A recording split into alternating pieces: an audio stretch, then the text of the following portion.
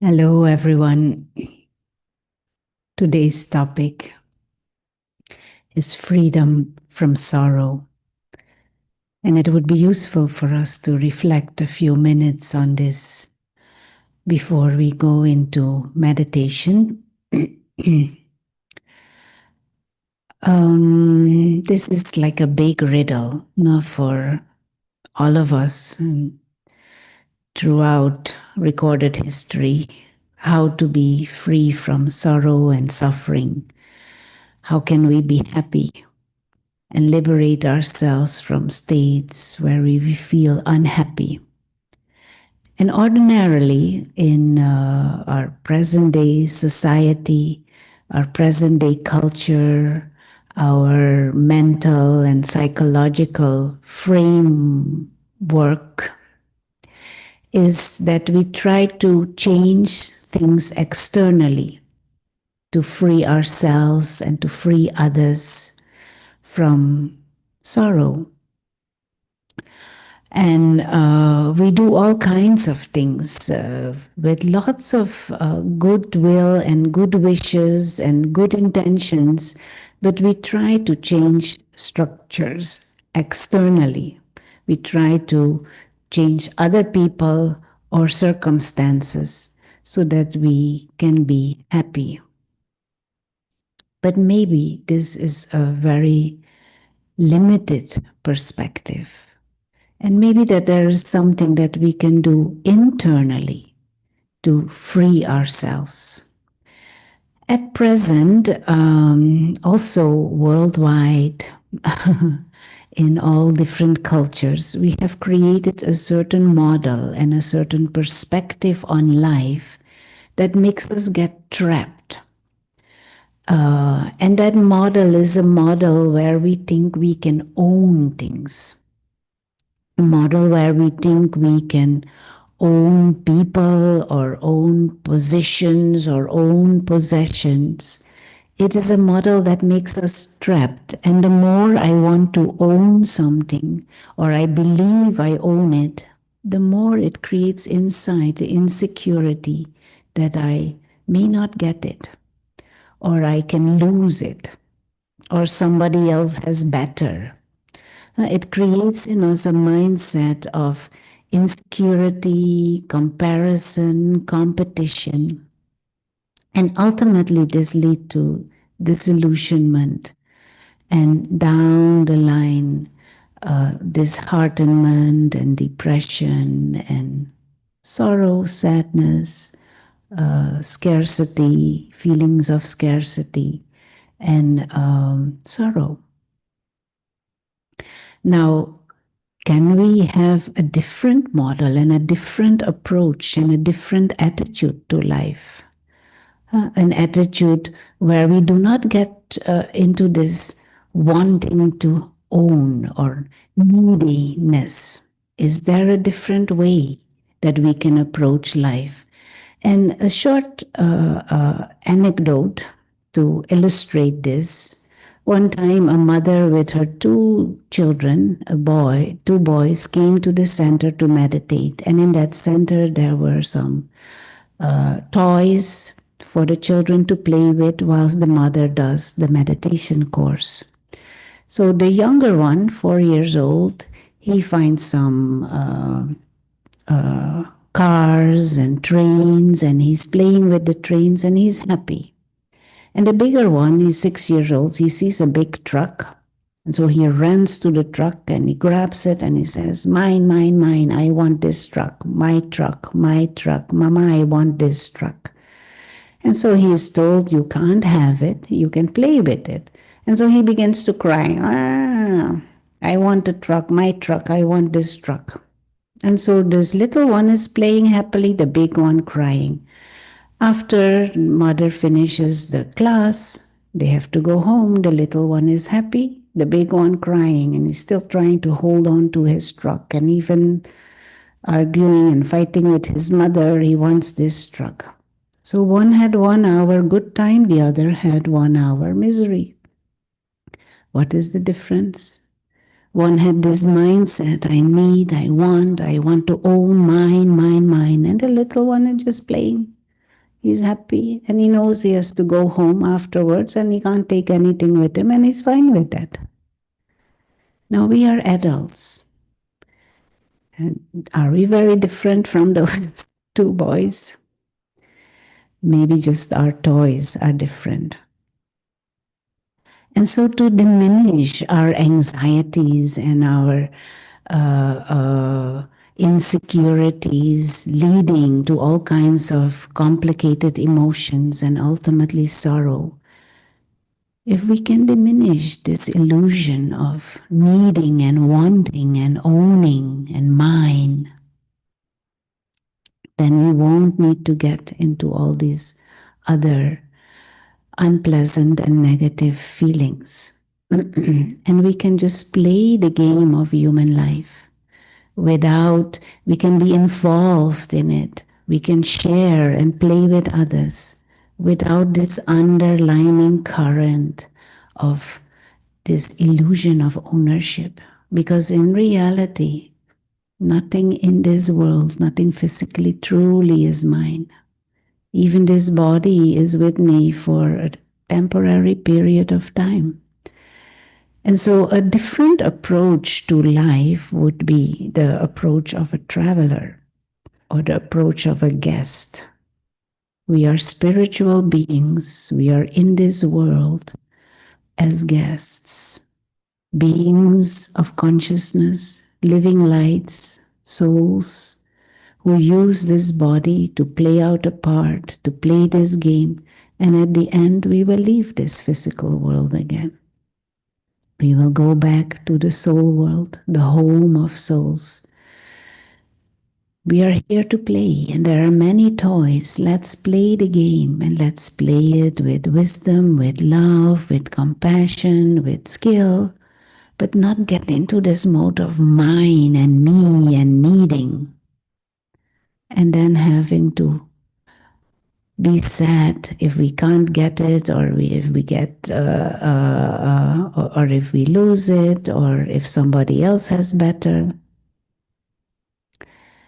This attitude of a traveler who appreciates everything and gets involved and interacts, but doesn't get into this attachment and ownership mode of wanting to own. So, good luck with your experiments with this guest consciousness or this traveler consciousness to end or at least significantly diminish feelings of anxiety and insecurity, which lead to all the rest of the negative feelings and emotions.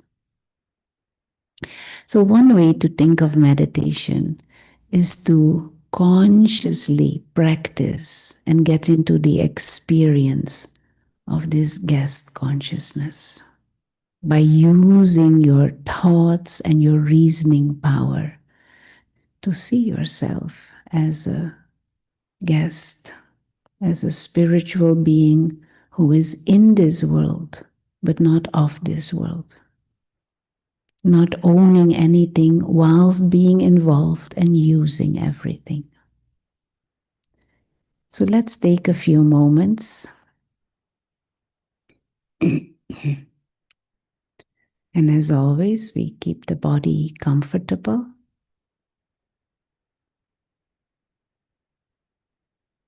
And just bring your attention right here in this moment.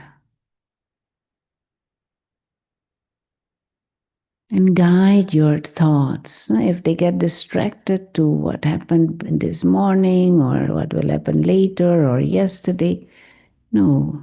Focus here and now and become aware of the position of the body. Become aware of the rhythm of your breath. Become aware of the atmosphere in the room right here, right now. And also become aware of yourself as the invisible experiencer, the one who is using the body.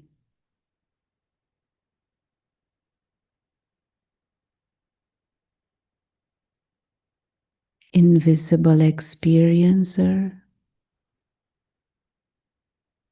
the being of consciousness, timeless, living light,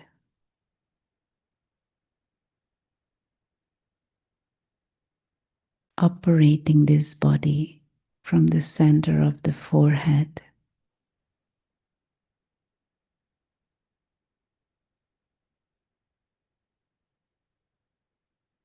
A being who is innately divine.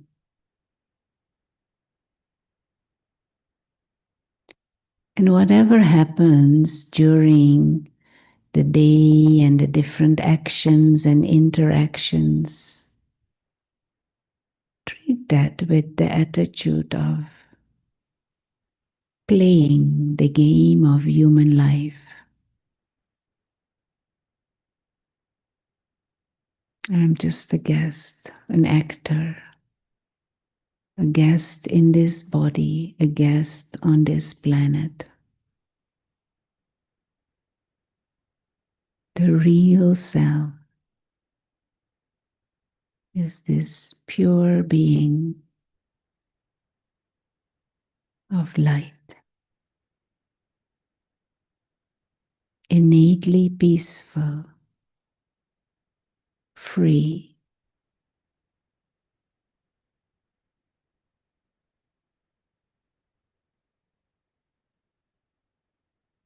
and this freedom, this sense of timelessness makes it possible to be sincerely, truly loving.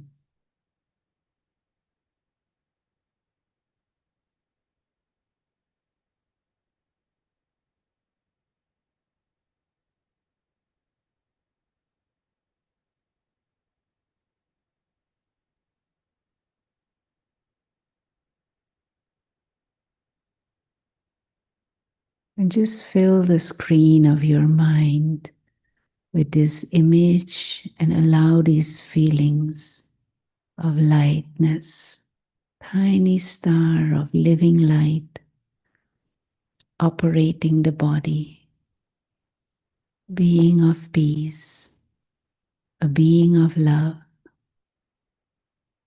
pure, free,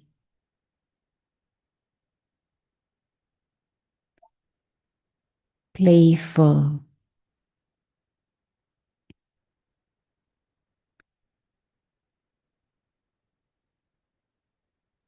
peaceful. And just allow the mind to slow down.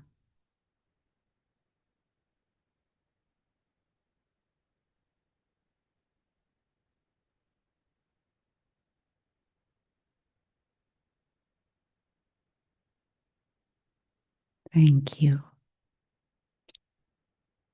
In the Brahma Kumaris, we have a greeting or a phrase that we use to meet each other, whilst we remind each other that we are spiritual beings. We are not bodily beings. Body is the vehicle, but we are the being that operates the body. And that phrase is Om Shanti. I am a soul, Om, a spiritual being, non-physical, and Shanti. Shanti means peace. Peace is my innate nature. So Om Shanti. And to see the other also as a spiritual being, a soul, innately peaceful, beyond the physical expression and beyond the behavior.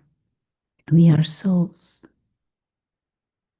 innately peaceful, and we belong to that same home, the soul world. We belong to that same Father, the Supreme. So we are brothers. And we come in this physical world as guests to play the game. In this awareness, there will be not only peace, but there will also be feelings of brotherhood, feelings of eternal belonging as brothers. So we won't harm. We won't want to harm. Of course, not ourselves, but also not others. Reflect on these things. This is an invitation to experiment with this, to end sorrow, or at least to bring it down more and more and more until it becomes zero. Om